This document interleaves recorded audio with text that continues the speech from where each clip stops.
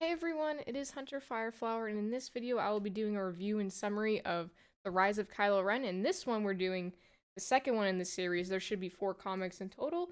This one was published in January of 2020. This comic leaves off right after the first one, and then the first one we had Ben Solo and Snoke talking to each other, and they were discussing about the Jedi Temple burning and what they're going to do with Luke, and Snoke basically suggested to Ben to seek out the Knights of Ren, and in this comic, it goes into how he does that. So there is going to be spoilers in this video, so you guys have been warned. So to start off, I'm just going to actually go through the entire comic. We still have Snoke talking to Ben, and in this little scene, Snoke is just talking about his place and how whoever made this little green space station, they made it for the light side, but whenever you have light, you will always have the dark. And he does this creepy thing down here with these skeletons. And then he goes on about talking about the Knights of Ren and how it would be good to basically join the Knights of Ren because Snoke can only teach him so much, and the Knights of Ren will probably be his next step into learning the dark side of the Force. And then what's strange, and I think Snoke does it on purpose, is that he calls him Ben Solo. And Ben just goes into this whole rant about how he hates that name. He hates the name Ben Solo. And I kind of think Snoke's doing it to kind of like irk him a little bit, make Ben a little upset. And so then Ben goes on this rant talking about how like, oh, his name was tied with all of these famous people. He goes on, he names Obi-Wan Kenobi, and then says that, Han Solo was actually never his last name and that everything's a lie. And I kind of feel like he wants to live up to the legends of everyone that's associated with his name and associated with his legacy and his ancestors, but he can't really figure out how to make himself stand out and become, I guess you would call, famous in the galaxy. And while Ben's having this rant, this droid comes up and he says that, oh, the droid's like, oh, you have a message from General Hux. And Ben's like, who's General Hux? And then Snoke goes on about saying, I know tons of people in the galaxy besides you. But anyways, Snoke just says, brushes off the Hux thing and then says, what do you think is your true name? Because he basically goes on about saying, if you don't follow your true name, you're gonna always be living in a lie. And he also states that he's not, like, his real name is not Snoke, and that he became Snoke.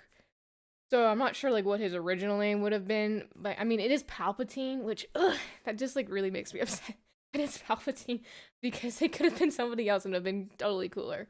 But anyways, Snoke then asks him, like, what are you going to be? What is your name going to be? Because, like, we were born with this name, but that doesn't mean that we follow that name and we are that individual.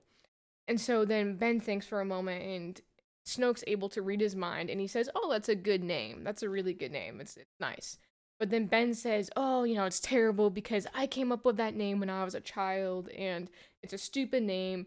And then Snoke goes on this rant of, oh, because you came up with it when you were a child, that's correct, because when you're a child, you're never trying to be somebody else. You only act as yourself. You don't lie. And he says they do not practice self-deception, which basically means, like, when we get older, we always try to be something that we're not. And it's better not to be a faker and to try and always stay to your true self. And that he suggests to Ben that he should kill that part of him. He should kill Ben Solo because that is not what he truly is.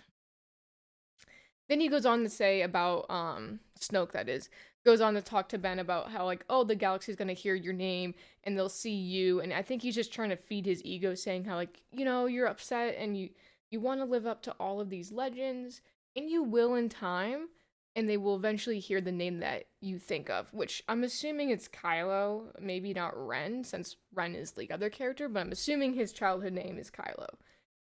It doesn't actually say it in this comic. But anyways, Snoke then tells him you should go join the Knights, and that'll be his next stop, and he'll be able to, learn whatever. But the price to join the Knights has an admission, and he says that it's steep, and he says that down here. We're not quite sure what that is yet, so we'll probably find out in the third comic. It doesn't really happen in this one. But Ben just goes on and says, I'm willing to do anything. I'm willing to pay anything to join them. And then Snoke tells him to find the Knights because the Knights are always moving around the galaxy, apparently. The best way to find the Knights is to go to the last place where he saw them. And so then he goes off. He goes off to go find the Knights, and then Snoke says, "You will be joining the Knights or you will die." I'm not quite sure like what that means. I'm not sure like if he means that he's actually physically going to die. I think it might mean that his Kylo childhood dream will die if he doesn't go join the Knights, and maybe Ben Solo will still stay alive. I'm not quite sure what that means. I mean, is he gonna kill him? I don't know. But anyways, we have years earlier, we see Luke as Jedi Master training, and we also see young Ben with this guy named Lore. And they're basically in this ship, and they're going to go see this Jedi temple on, I believe it's pronounced Euphoria or Euphoria. I'm really bad with names. El Farana, I think is how you pronounce it. I think it's pronounced El Farana. But anyways, we see them here, and these little red bubbles here are actually Snoke's voice. So like whenever I see these red bubbles, I just kind of think of it in Palpatine's voice. Like it's really bad, but I just think of it in Palpatine's voice. So anyways, Snoke is already in young Ben's mind, basically prodding him and poking them, and basically saying how like Luke, he's always there trying to be like a guiding figure, saying, how are you? What are you doing? And he always tries to say like, oh, Luke doesn't actually understand your true potential. They consider them like the Jedi always think that they're better than everyone else in the Force, but in reality there's other ways to learn about the Force, like the dark side and all that. And then he goes on to basically like boost Ben's ego that like, oh, you have so much to offer to the galaxy, you are such a good Force user. He doesn't understand what you're capable of. And I'm assuming like this theme happens the entire time, like since Ben and Snoke are talking, and Snoke is just trying to put this giant wedge in between Luke and Ben to basically say, Ben, he's not really there for you, but in reality, Luke kind of is there for him. I really hope in this comic that we see how Ben and Snoke actually first meet, because we haven't seen that yet. So anyways, they get there, they go to the temple, and then Luke, he talks about how he found a lightsaber in a Jedi temple and how it was actually a trap. I'm not sure what this is in reference to. So if you know what it's in reference to, please tell me. I'm assuming it's in one of the books. I'm not quite sure, but he just says that he found a lightsaber in one of these old Jedi temples and it was a trap, and he almost got killed over it. So if you guys know what the reference to is in that, please tell me. So anyways, they arrive at this temple. As you see, it's all beautifully carved in the stone. I always like the way the Jedi architecture looks like. It just looks really nice. Anyways, we go in, and you see all of these artifacts. You see there's actually a Sith holocron up here. I'm not sure if you can see it. There's a Jedi holocron. There's tons of artifacts around. It's basically like a treasure trove, and Luke is like, yeah, boy, we bringing this in. We bringing in this stuff. And then all of a sudden, they feel this cold presence. And you can probably already guess who's going to be here. The Knights of Ren. So the Knights of Ren are there, and they have a little talk back and forth with Ren and Luke, and the Knights are there to take all of this stuff. I'm not sure why they're there to take all this stuff. Like, I'm not sure, like, where did Snoke plant them there so that they would have an encounter, or does Snoke want to collect all the Jedi artifacts? I'm assuming that Snoke planted the Ren and all the Knights there so that Ben and Luke would all see them. I'm not sure. So basically, Ren says, we're taking all the artifacts. You can, like, leave here dead, or you can leave alive. It's up to you. And Luke just says, like, no, man, like, you guys are gonna go. These artifacts are mine. And then Luke goes on saying that he's the last Jedi, and that he's not gonna be the last Jedi for now, because Ben is going to take the mantle. So Ben is basically, like, the student that is going to become the master once Luke retires or dies or whatever. Ben then, like, goes on and he calls, like, oh, Luke is a legend or whatever. He can defeat all of you. He's just kind of like, he's really childish, but I kind of like it though, because he's a child. We go on, and then the Knights, are eventually going to attack, and we just see they light their lightsabers, and then they're about to fight, and Luke orders Ben to protect Lore, and Luke's like, I'm gonna take all of these guys on by myself. Like, there's like 8 of you, there's one Jedi Master, I can take on all of you. And then we really see Luke shine. He's literally gonna take on all of these Knights of Ren, and he still kicks their ass. Just to call things short. So here they attack, and I really like this scene right here because literally he's taken on like 1, 2, 3, 4, 5, 6 people, and Luke is still kicking ass. And then he goes on this thing, I'm not alone, I have the Force, just stereotypical Star Wars stuff. I actually kind of liked this panel right here where he like does like a Matrix move, and I think he does it in The Last Jedi.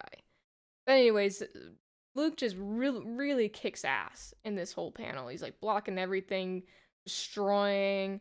He's all by himself just doing this, grabbing the weapons, killing them. And then Ren basically is like, I had enough of this crap. And then he turns on his lightsaber and he activates a kill switch. And basically, if the lightsaber leaves his hand, it's going to detonate and it's going to kill them all. But what's very strange, I'm not really quite sure why they put this in. I just feel like it's really random because we see Ren go from like, oh, I have this kill switch, I'm gonna activate it if my lightsaber leaves my hand, we're all gonna die anyways. And then all of a sudden this panel down here, this one in the middle, he's just like, you know what, I wanna live, I'm fine, we're just gonna go. I don't understand like how all of a sudden he goes from like, we're gonna kill you and own you to like, I wanna live and leave. So I feel like Ren is not your typical Sith, because I feel like a typical Sith would like go full force and always be like on the offense, always be super aggressive. But I feel like Ren is kind of like, he's kind of like in the middle where like he knows he's not like super strong in the Force, he's not like a Sith or a Jedi, but I feel like he's like a dark side user, but he's not very confident in his abilities. I'm not sure like why they wrote it like this, but it really confuses me. It doesn't make that much sense. But anyways, he then points his lightsaber to Ben and basically says, there's other ways, there's other paths out there. You don't have to be a Jedi. This might not be the right path for you. And then Ren takes off his helmet. And he shows us that he's this stunning, handsome man with blue eyes and white hair or whatever.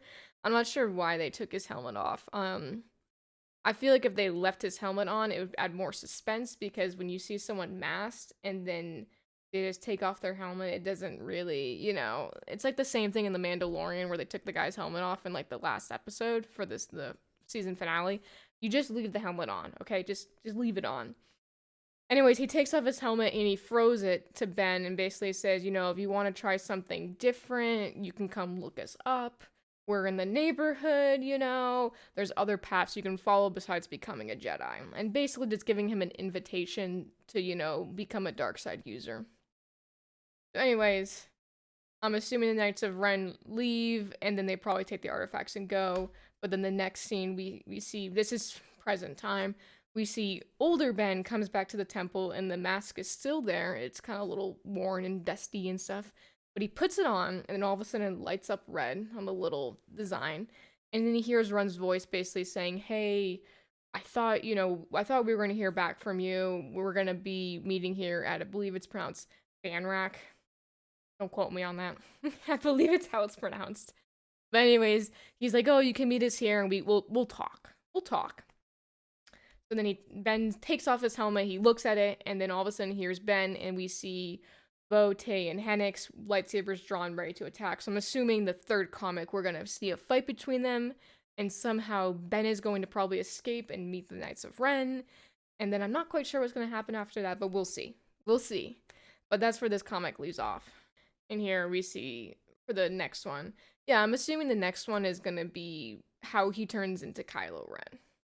So we'll see how that one turns out.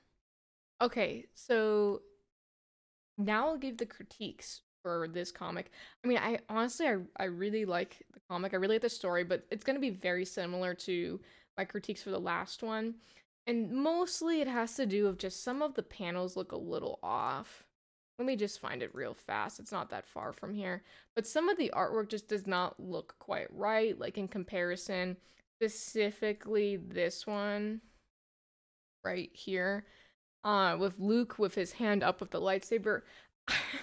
Please tell me I'm not the only one that thinks this one looks off. Like, I don't know how to explain it, but like, it makes it look like his forearm should be bigger than, like, it should be like bigger than, like, I don't know how to explain it. His arm just does not look right. Like, you see how it comes really flat down right here? I feel like it should like curve a little and maybe go back out, because I feel like this is just saying, like, it's kind of weird. It's really strange for me. Because I feel like his glove should cover, like, his entire forearm. Like, it looks really big. You would think it would cover his entire forearm. But then, like, it doesn't look like it covers his entire full forearm. Ugh. But I don't know what it is. This is the only panel that I really thought looked strange. Like, in the first comic, there was, like, one or two instances, but it was mostly, like, in the face where it didn't really look right. But for this panel, I just don't understand why. It just looks weird to me. When I saw it, I was like, this doesn't look quite right. So tell me what you guys think of that one, at least that panel. That's the only one I thought that looks kind of funky. But anyways, my only other real critique is that we see Ren take his helmet off, and I already said this, but I feel like if you're gonna have someone masked, that you should leave them masked until, like, the end of the series, because it just gives you the mystery. You want to see this person, you're like, who is that person? We don't know what he looks like. I feel like it's kind of strange to take off the mask right away. I mean, there is only 4 comics in the series, and this is the second one, so I guess it's not that far off from the end, but I feel like whenever you introduce someone that's masked, yeah, you should always leave them masked. My other last critique is just very strange. I already talked about it, but it's the kill switch thing. It doesn't really make that much sense, because he just says, I flip the kill switch. This blade leaves my hand, it blows, and it takes you, me, the kid, and your old explorer friend, all this fancy garbage with it. What now, Jedi man? And then Luke just says, seems like up to you, but I wouldn't assume it would go the way you expect.